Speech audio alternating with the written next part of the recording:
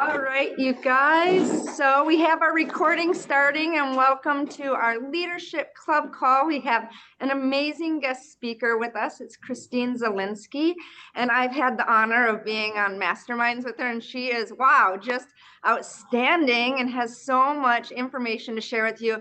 And this is like, I think, the next level of what our guest speakers look like. So Christine, with all further ado, thank you so much for being here, and take it away. Hi, everyone. I'm so excited to be here. I'm going to share my screen with you in just a second, so give me 1 minute. Okay. So my name is Christine Zilinski, and I am a salon owner of 25 years. I'll tell you a little bit about my history, but I started off like you in cosmetology school, and actually the last 3 months I've been on a cosmetology school tour. So my mission is always to give back to cosmetology students. So thank you so much for inviting me. It's really truly an honor to be able to pour into you in anything I could share with you that will help you succeed. So some of the things that I love doing is I love spending time with my two daughters. I love teaching hair, and I love teaching leadership and helping stylists from cosmetology school and up. So I actually am in the process of creating a program called Cosmetology to Mastery, because I'm so passionate about where you are at this very moment and how I can take my 30 years plus of education, haircutting education and leadership education, and how I could combine them and be able to help people like you create mastery with their craft. So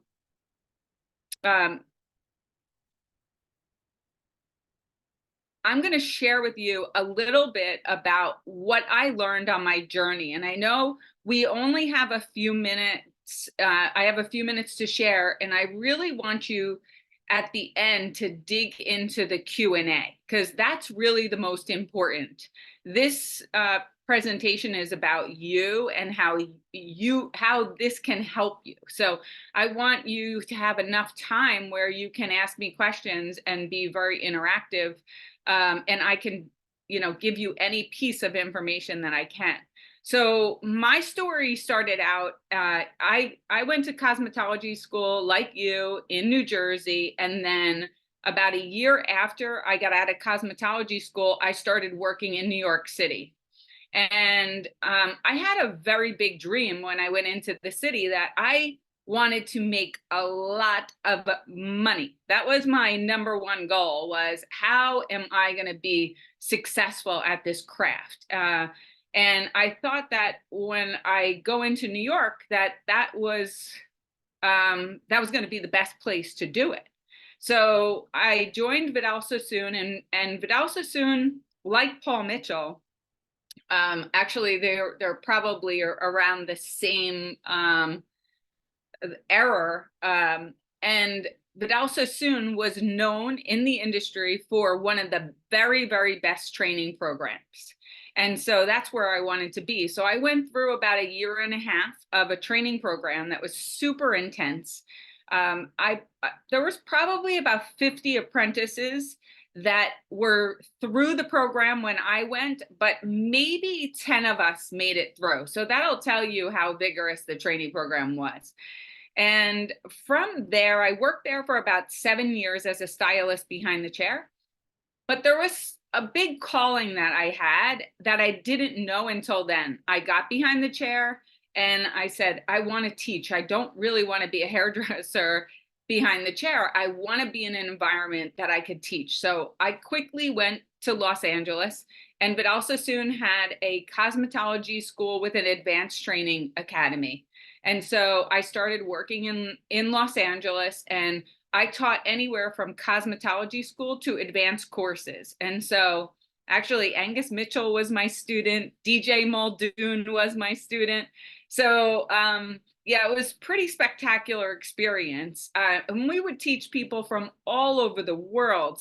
Scott Cole, which you probably know, he used to come to the academy all the time. So it was a great experience, except I wanted to grow even more. And so I decided after my 10 years at Vidal Sassoon that I was going to have my big dream of opening my own space. And I went to New Jersey.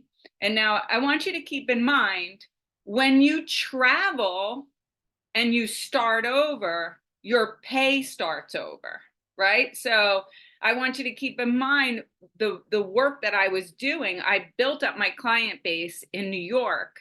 And when I went to be an instructor, I got a guaranteed pay, but it was nothing like it was in New York. So I had to then start all over again. But what I said here is my biggest paycheck was my growth and opportunity. So for me at the time, it wasn't about the pay. Although remember, I told you in the back of my mind, I was thinking, when is it coming? That was my goal. When is that big paycheck coming?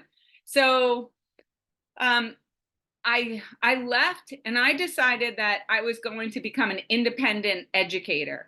And so I left Vidal Sassoon and I started knocking on doors. And I knocked on all the salon doors in New Jersey. I would drive around and I would hand them flyers, hand them my resume. And it was just one salon at a time that I would build up.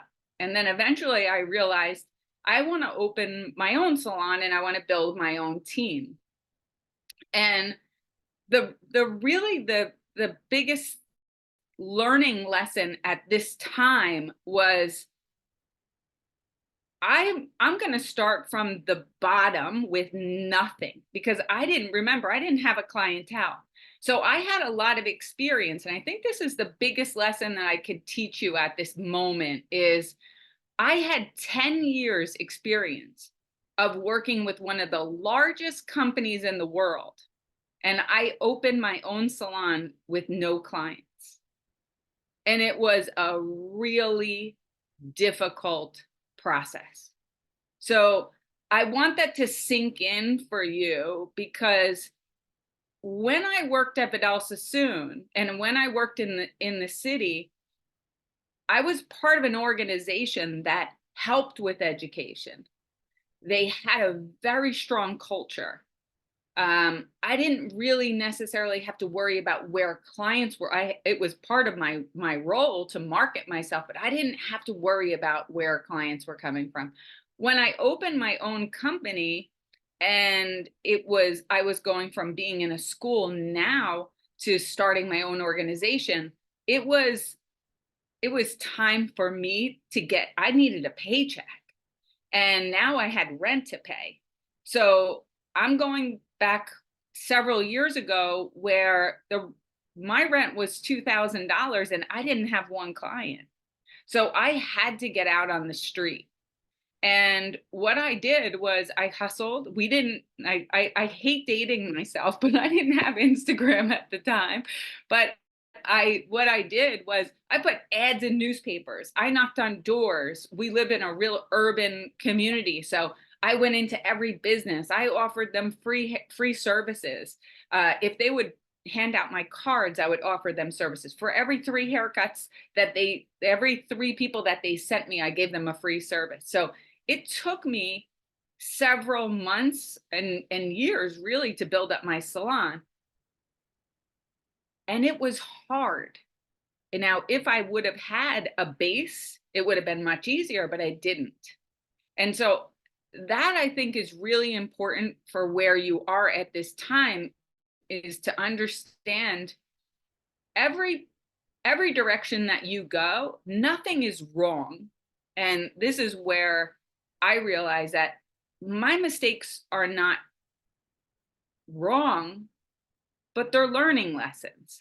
And so if someone can steer you in the right direction, or a direction where you can be saved from making a mistake that you don't necessarily have to, that's what I want to try to deliver to you today. Because based on my mistake of doing that, I took the hard way.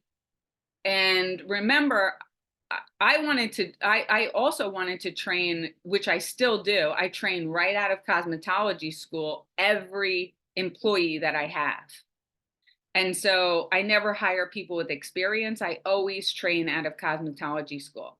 And so I didn't take the easy route that way either. So it was definitely difficult, but if I would have had a base, it would have been easier for me.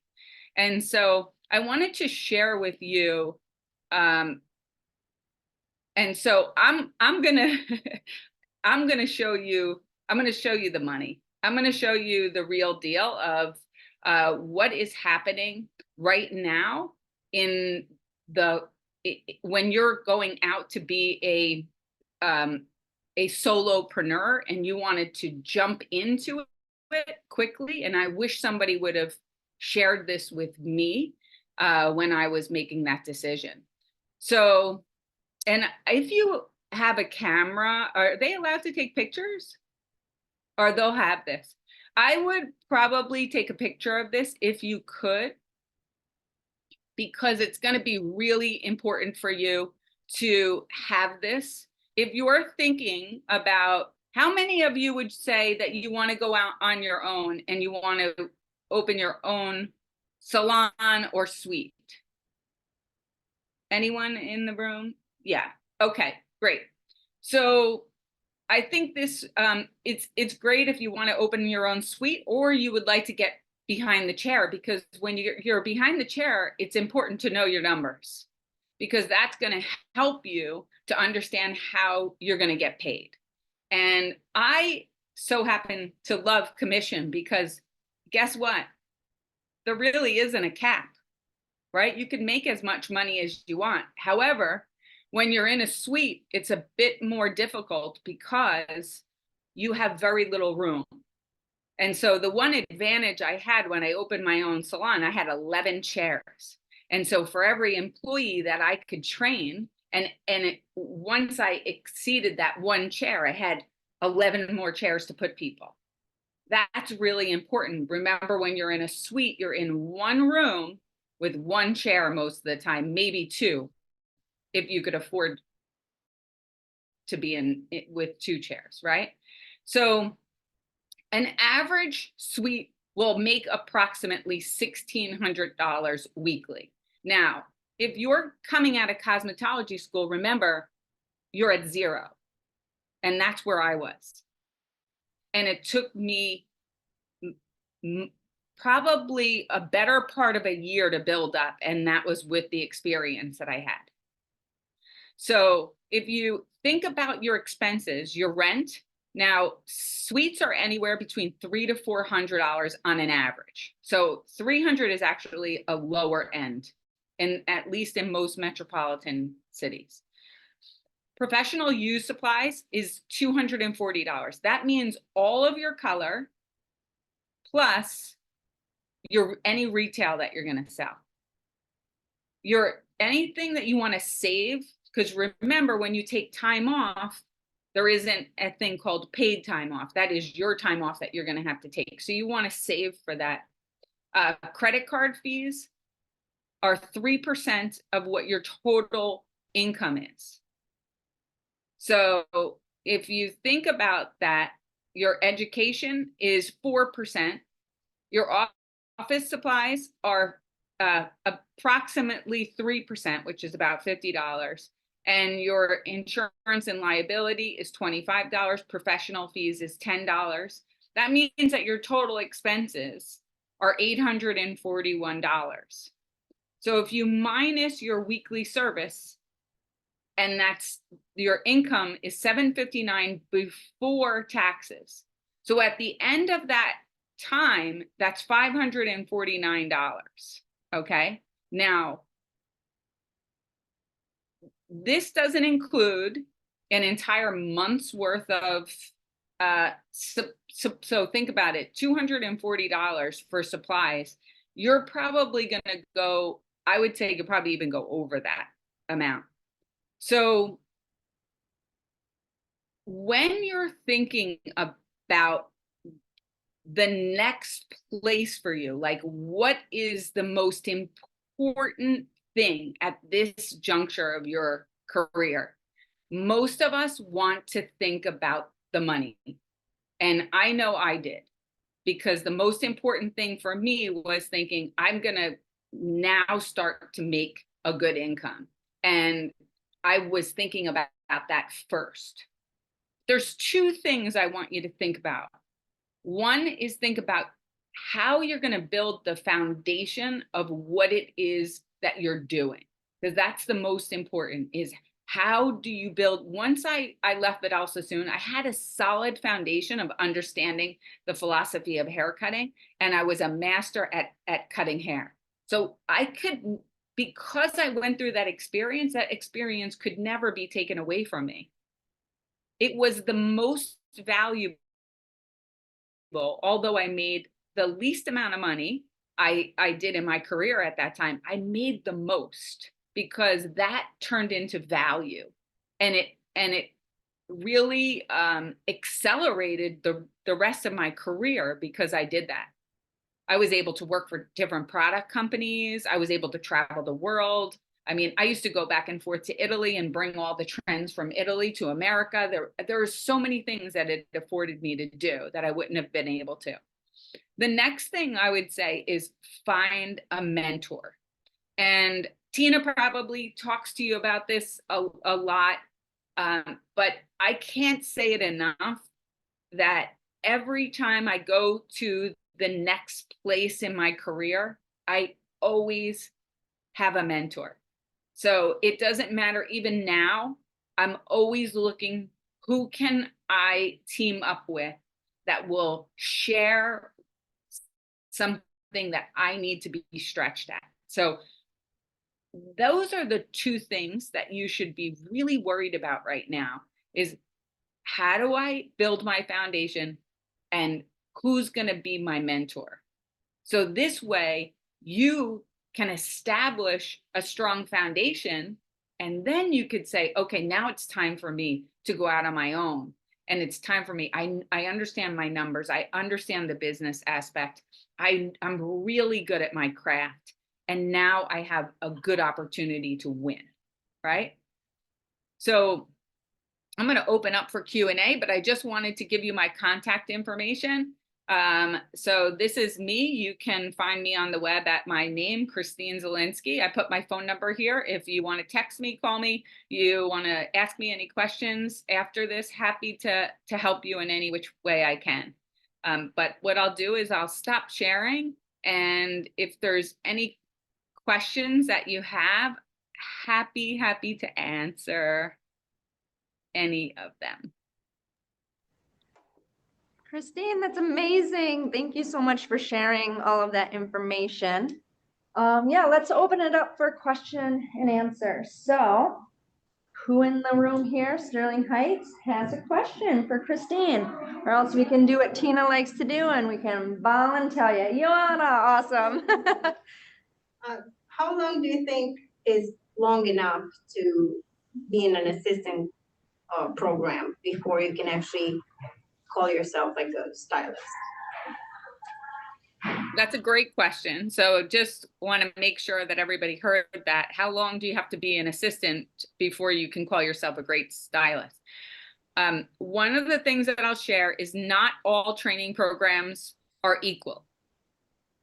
Okay, so it's important for you to do your homework. And I always like to teach students that you're interviewing companies as much as they're interviewing you. And so I would always make sure to find out, what does their training consist of, and can you see it? So you want to be able to physically see the training program that you're going to take part in. And I would even go as far as to ask if you can maybe speak to anybody that's in the training program, so that you can get a good idea from somebody that's actually going through the training program what that's going to be for you. And then I think that everyone is different, and every training program is different. So for me, I didn't think it was ever enough.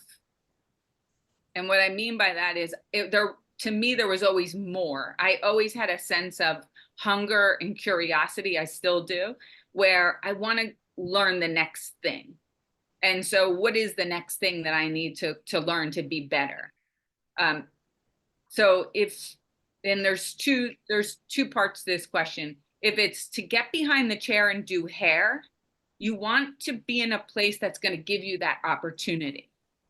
That's not going to keep you behind a sink for 2 years. You want to be able to be in a place that's going to give you the opportunity to succeed. And that means do hair more often. Now, if you want to know how long to go into be a suite owner, I would say focus on building your client base first, because when you're busy and you're highly productive, you have to always remember when you leave somewhere, probably 50% of those people are staying. So that's just a good number to think about. Does that help answer? Thank you. Awesome. Kate, let's go to Sarasota.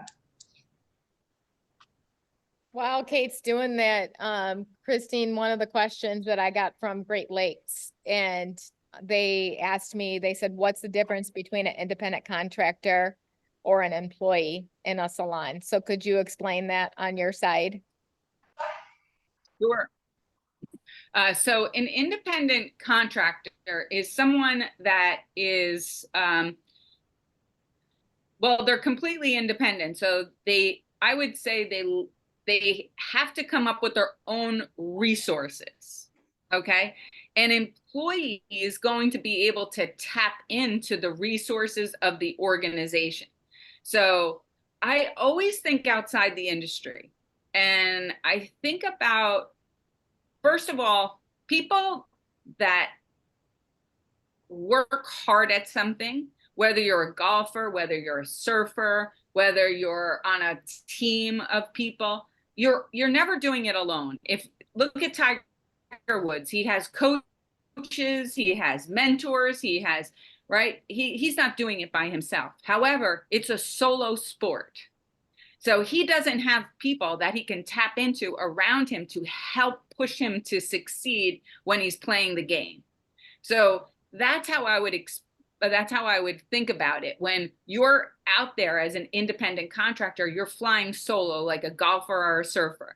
When you're on a team of people, you're all playing together to move towards one goal, and that culture is helping you succeed.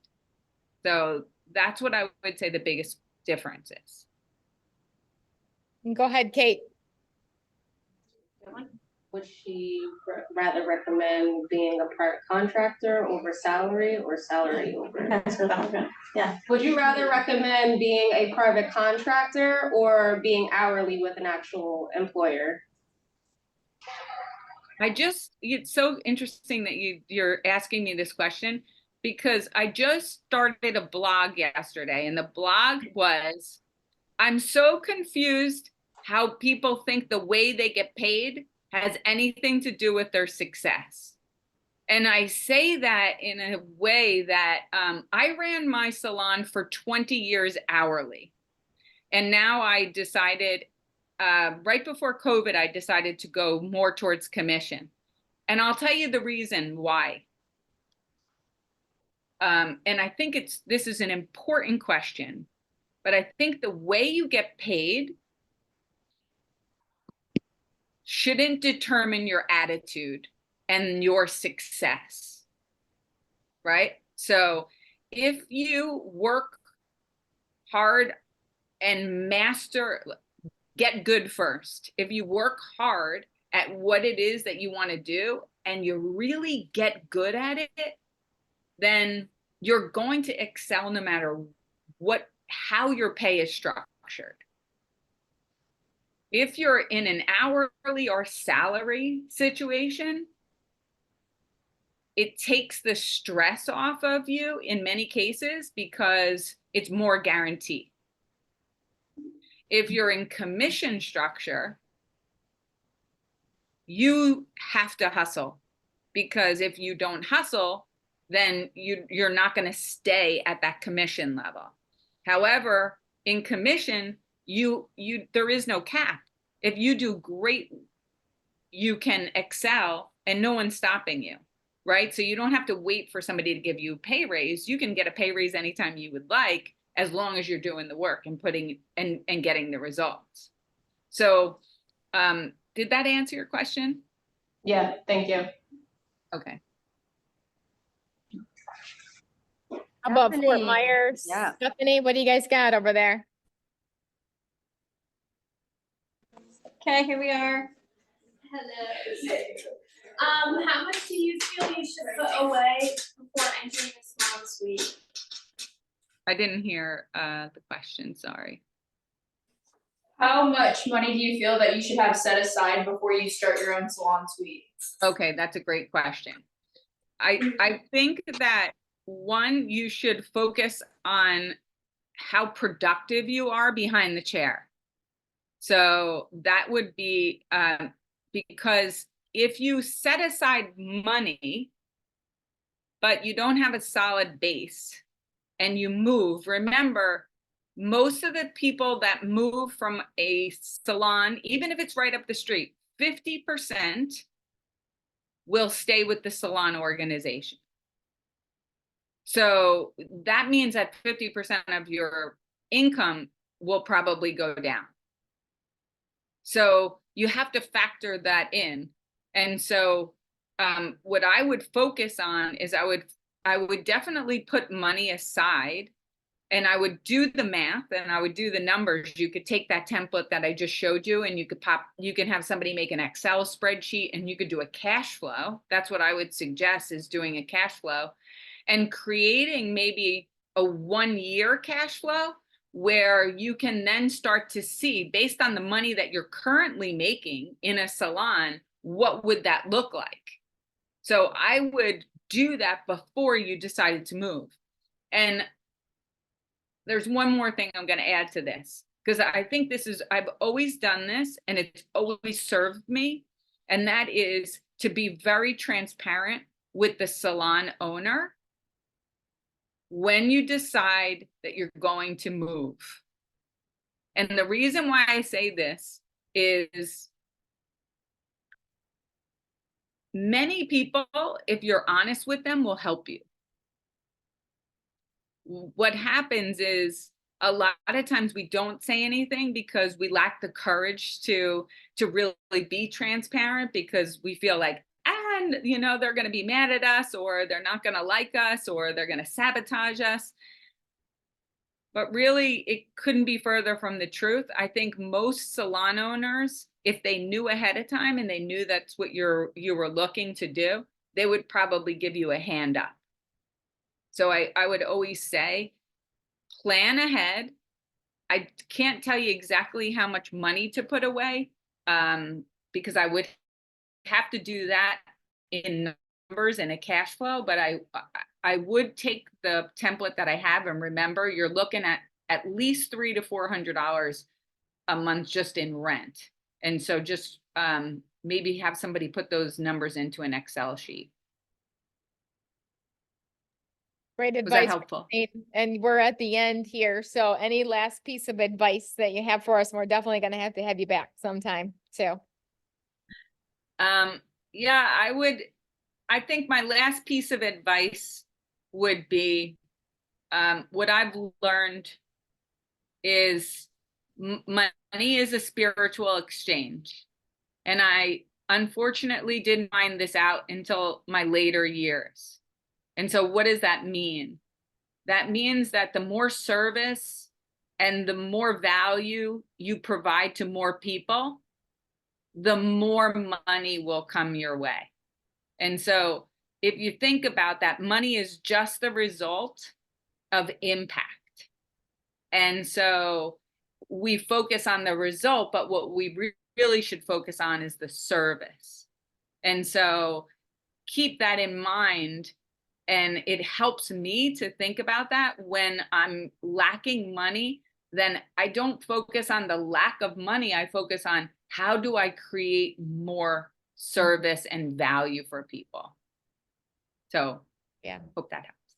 Perfectly said, Christine. Thank you, thank you, thank you for being on today. Thanks, everyone. Take care. Thank Bye-bye. you, everyone. Bye-bye.